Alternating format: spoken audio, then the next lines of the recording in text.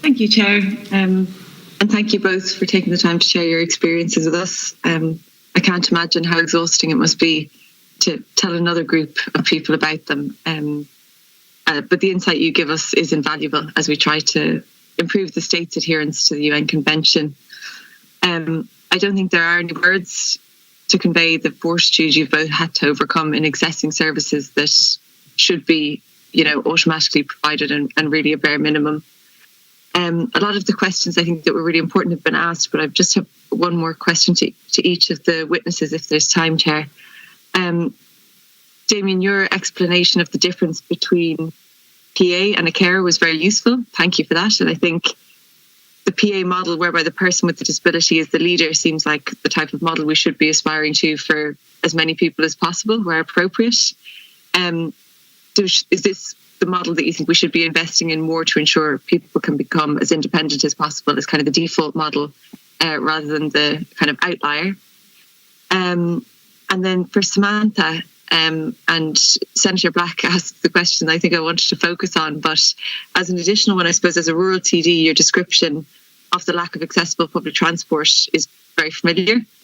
You discussed the fundraising you were forced to carry out to get a suitable vehicle for your daughter. It's disgraceful that you had to do that, and it shows the generosity of communities, and where the state fails, I think we always see communities, individuals and families filling the gaps where the state fails to provide services and infrastructure. Can you elaborate on the importance of that accessible car and the absence of funding to help you? Thank you.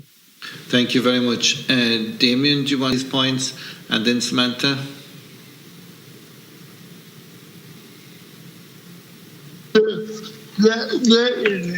I think the way to go. Yes, definitely. I think that a PA service is the way to go.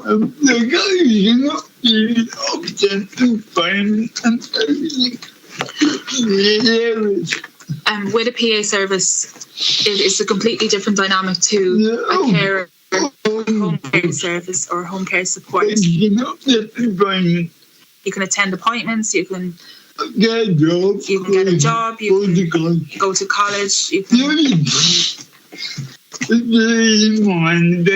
Basically, overall, it's more independence.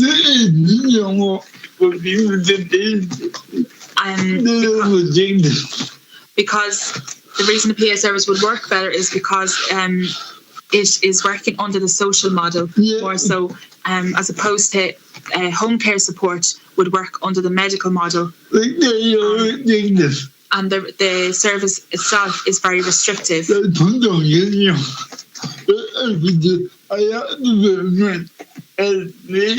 don't get me wrong, every day I'd have to bear in mind health and safety and what I can do and can't do.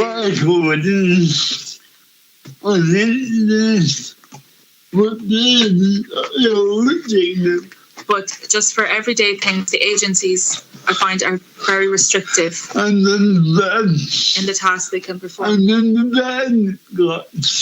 Plus then the admin costs, which obtaining an agency as well is quite high.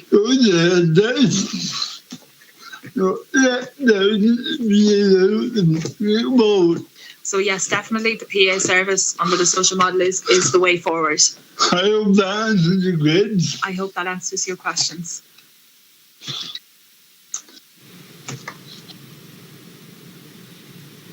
Okay. Samantha? I'm just going to give a quick overview of basically how transport is important to us.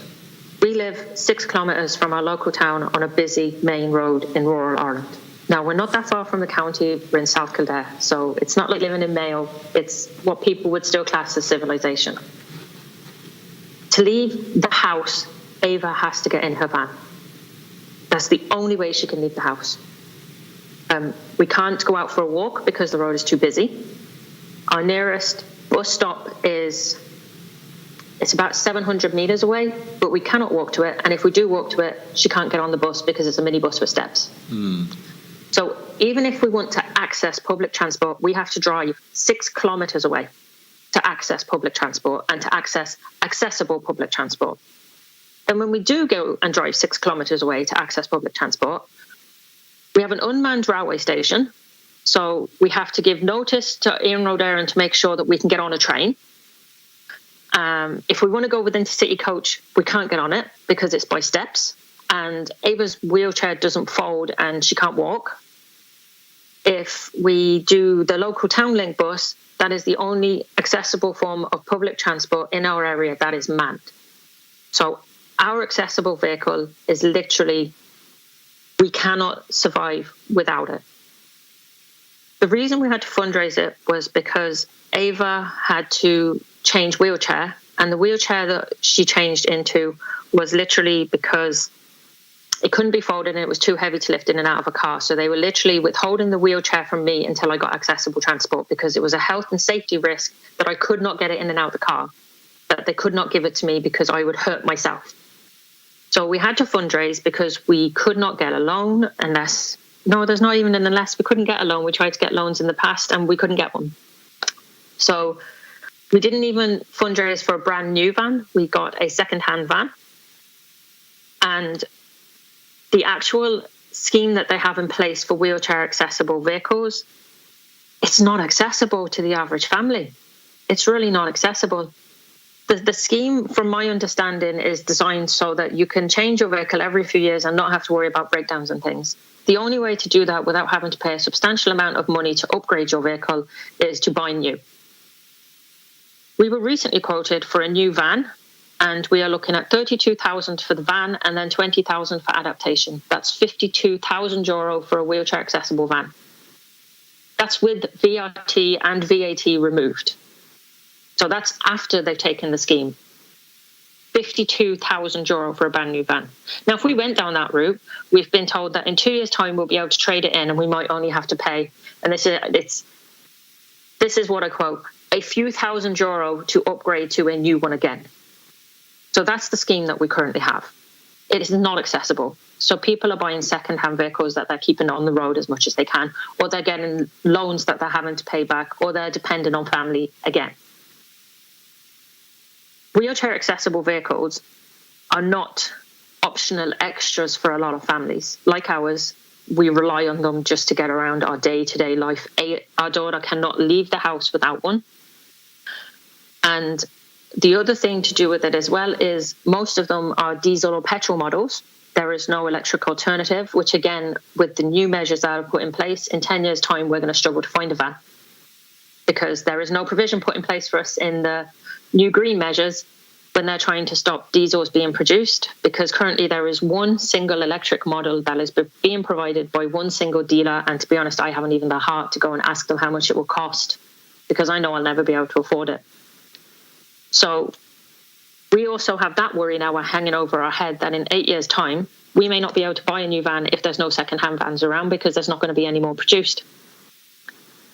Then on top of that, we are being hit with the carbon tax measure, because when that carbon tax hits diesel, because we all drive diesel and petrol vans, that is going to the end user again. And that is our only form of transport for all of our families, which again, it wasn't taken into account. So public transport doesn't exist for us. And to me, the accessible vehicle scheme, it's not working.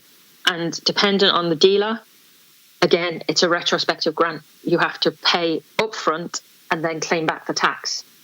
Everything is being paid upfront and then you have to reclaim. So everybody needs this money upfront, and then there's a wait time to get it all back again. It just doesn't feel like there's a lot of thought put into it. It just feels very much like a box checking exercise that, well, we did think about them because we put this in place for them. Aaron McGrahan.